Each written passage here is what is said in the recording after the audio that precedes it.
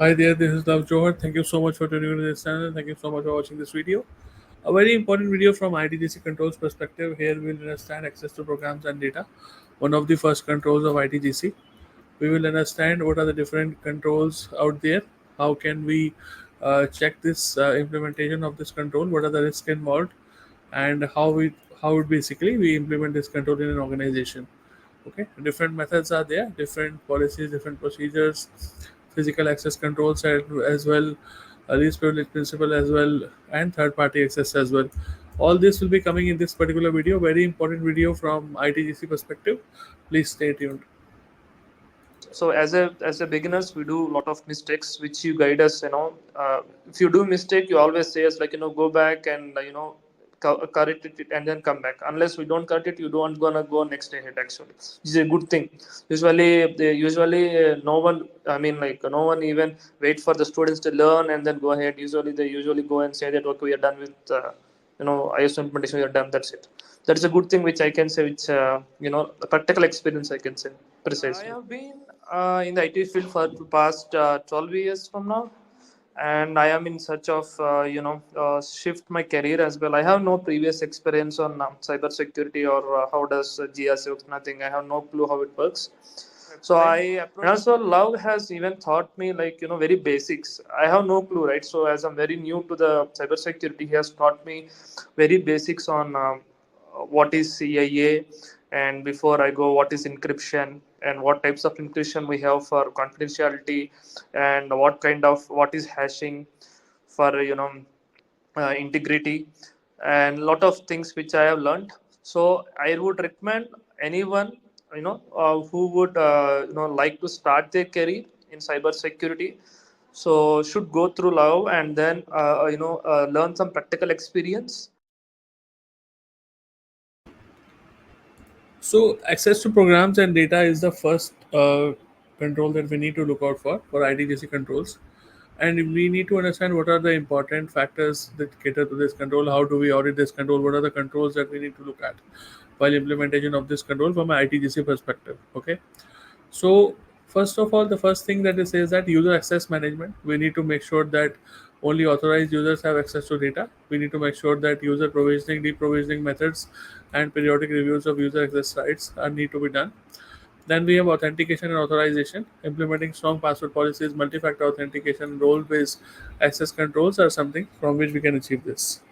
Then we have physical access controls, limiting physical access to IT infrastructure and through badges, biometric systems, and security personnel as well.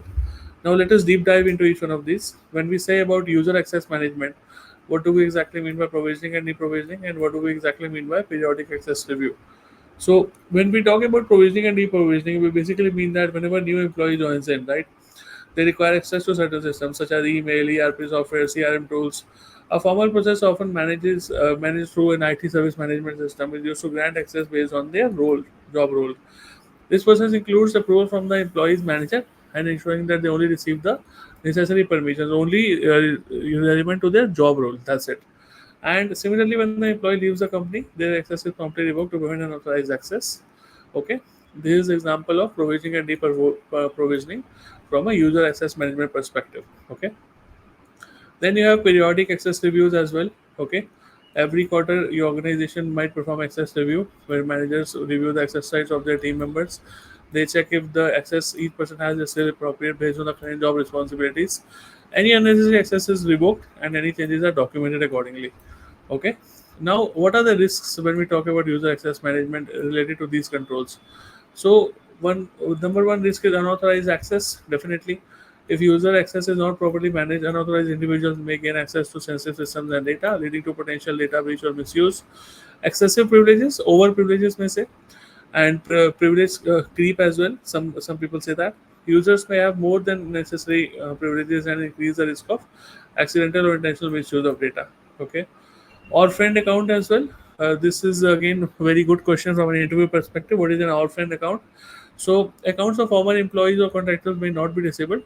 Basically, people who have left, their accounts are just present there. These are called as all friend accounts. Okay, allowing unauthorized access to the systems for anybody who want to use them. Okay, so these should be terminated properly. These are the associated risks basically from a user access perspective. Now, what are the controls that you need to check?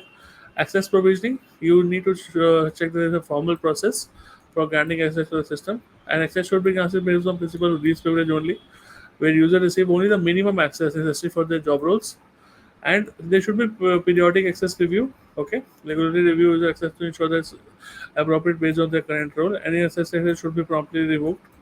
Access deprovisioning, implementing a process to revoke access when employees leave the organization or change the roles. We basically miss this when, especially employees change the roles. We do not have such provisions to deprovision the access, but this is something that should be definitely looked at from a company perspective. So please make a note of this, ensuring that only orphaned accounts, any orphaned accounts do not exist. And then we have role-based access control, ensuring that access sites are based on roles only, and review the roles periodically to ensure they align with the job functions of the individual. Then we have authentication and authorization, another check to have access to programs and data. We have password policies as well. We have multi-factor authentication. We have role-based access control as well. Okay, so let us see what are the different controls that we have. Password policies. A company enforces strong password policy requiring password to be at least 12 characters strong, including a mix of uppercase and lowercase characters, and special characters need to be changed every 90 days. This basically reduces risk of unauthorized access due to weak or compromised passwords. Multi-factor authentication, again, employees logging into the company VPN are required to use multi-factor authentication.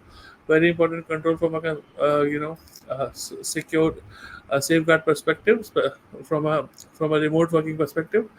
After entering the password, they must also approve a push notification sent to the mobile device as well, ensuring that even if the password is compromised, unauthorized access cannot access the system. Unauthorized users cannot access the system.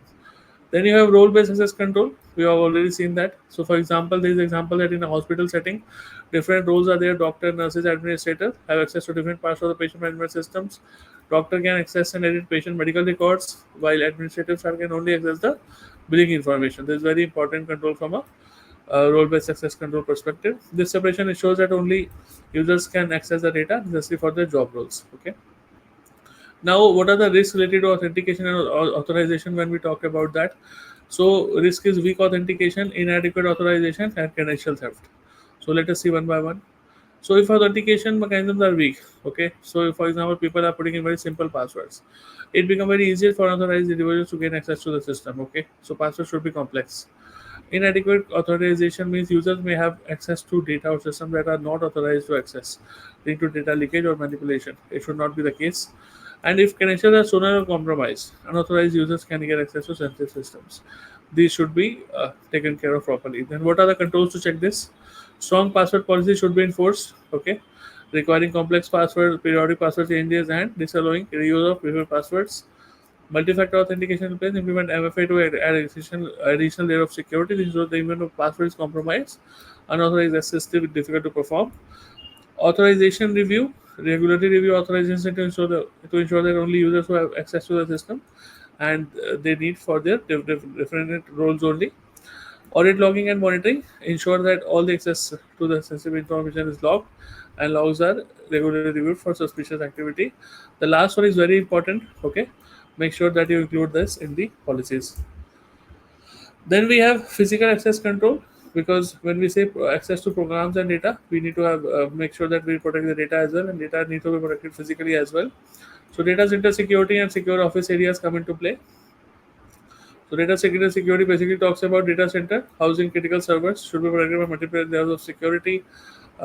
Maybe they have a biometric scanning and a key card as well, fingerprint or retina scan. Additionally, security cameras and cards monitor the area 24/7. Similarly, secure office access.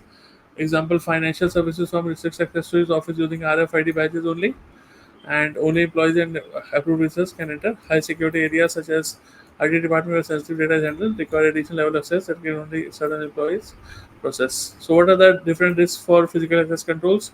Unauthorized physical access and theft or damage to equipment. If physical access to IT infrastructure is not controlled, unauthorized individuals could gain access to hardware leading to data theft or tampering. Similarly, unauthorized access could result in theft, loss, or damage of critical IT equipment, leading to potential data loss and operational disruption. What are the controls to check here? Access control systems, visitor management system, environmental controls, and physical security controls. Let us see one by one. Implement access control systems such as key card, biometric scanner, security cards to restrict physical access to data center and sensitive areas. Visitor management should be there, maintaining a log of all the visitors, ensuring that all visitors are escorted while on premises and restrict their access to the sensitive areas. And environmental controls, ensuring the data center are protected against environmental risks, example fire, flood, and have adequate cooling power and fire suppression systems in place. Okay. Physical security audit, conducting regular physical security to ensure that the access controls are functioning properly and there are no unauthorized access has occurred. Okay. Then you have data encryption and access logging, again part of access to programs and data, where you have data encryption, access logging, and monitoring, and different risks associated to it, and different controls that need to be checked. After that, we have least privilege principle and different risks associated with it, and different controls that need to be checked. Then we have segregation of duties. Then we have different risks associated with it, and the different controls that need to be checked. Then we have the most important third-party access, and different risks associated with third-party access, and different controls need to be checked. So let us go one by one. Okay. So let us see the data encryption and access controls logging.